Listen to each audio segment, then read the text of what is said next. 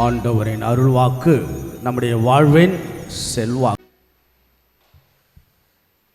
இறையேசுவின் பிரியமானவர்களே, நான் எங்கேயாவது ஒரு புதிய இடத்திற்கு சென்றால் அம்மக்களிடம் ஒரு கடினமான கேள்வியை கேட்பது உண்டு. பெரும்பாலும் அந்த கேள்விக்கு பதில் வராது. ஏனென்றால் நான் பேசுகின்ற தமிழ் அம்மக்களுக்கு புரியாது. பார்ப்போம் அந்த கேள்விக்கு நீங்கள் பதில் சொல்கின்றீர்களா இல்லையா என்று. எல்லாரும் நல்லா இருக்கிறீங்களா? நான் முன்னாடியே சொன்னேன், நான் கேட்டது அனைவரும், ஆனால் எனக்கு வந்த பதிலோ கொஞ்சம் பேர் மட்டும்தான். எல்லாரும் நல்லா இருக்கிறீங்களா? எஸ்.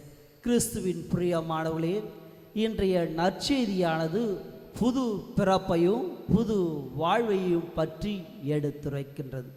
இந்த புது பிறப்பு புது வாழ்வு என்பது இறைவனுடைய அருள் அடையாளங்களின் மூலம் தூய ஆவியார் மூலம் நமக்கு கிடைக்கின்றது என்பதை நம் ஆண்டவர் இயேசு கிறிஸ்து தெள்ள தெளிவாக எடுத்துரைக்கின்றார். இந்த சமுதாயத்திலே பல மனிதர்களோடு நாம் உறவாடுகின்றோம்.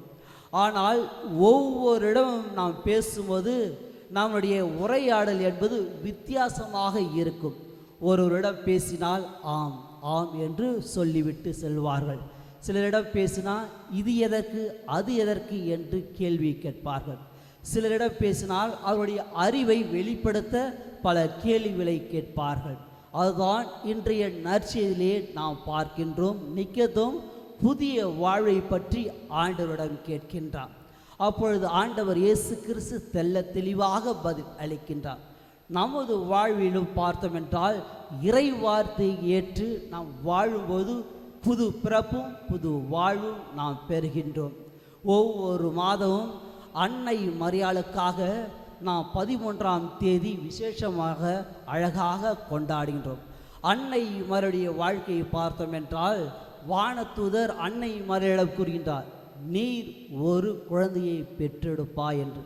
அப்பொழுது அன்னை மரியாள், கொஞ்சம் பொறுங்க, கனடாவில் என் பெரியப்பா இருக்கிறார், அவருக்கு நான் ஃபோன் பண்ணி கேட்டு உங்களுக்கு பதில் சொல்கிறேன் என்று சொல்லவில்லை. கொஞ்சம் பொறுங்க, நுங்கம்பாக்கத்தில் என் மாமா இருக்கிறாரு, அவர் ஒரு டாக்டர், அவருக்கு நல்லது கெட்டது எல்லாம் தெரியும், ஆகவே நான் அவரிடம் கேட்கின்றேன் என்று சொல்லவில்லை.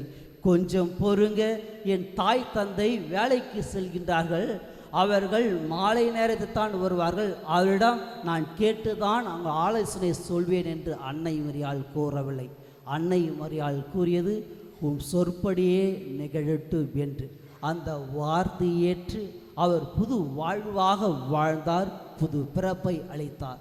இன்றும் நாம் நம்முடைய சமுதாயத்திலே குடும்பத்திலே புது பிறப்பை அளிக்க நாம் அழைக்கப்பட்டிருக்கின்றோம். அது எவ்வாறென்றால் நம்முடைய வார்த்தை மூலம். யாரெல்லாம் சோர்வாக இருக்கின்றார்களோ அவர்களுக்கு ஊக்கமான வார்த்தை அளிங்கள், அந்த இடத்திலே ஒரு புது வாழ்வு புது பிறப்பு கிடைக்கும். யாரெல்லாம் உடல் நோயினால் வருந்துகின்றார்களோ அவர்களை சென்று பார்க்கும்போது அங்கு புது பிறப்பு புது வாழ்வு அளிக்கும். நம்முடைய குடும்பத்திலே நாம் மகிழ்ச்சியோடு உறவாடும்போது அந்த குடும்பத்திலே புது பிறப்பு புது வாழ்வு கிடைக்கும். ஆகவே இறை வார்த்தை மூலம், நமது வார்த்தை மூலம் நாம் மற்றவர்களுக்கு புது பிறப்பு புது வாழ்வு அளிக்கும் மக்களாக வாழ தொடர்ந்து இத்திருப்பலியில் மன்றாடுவோம்.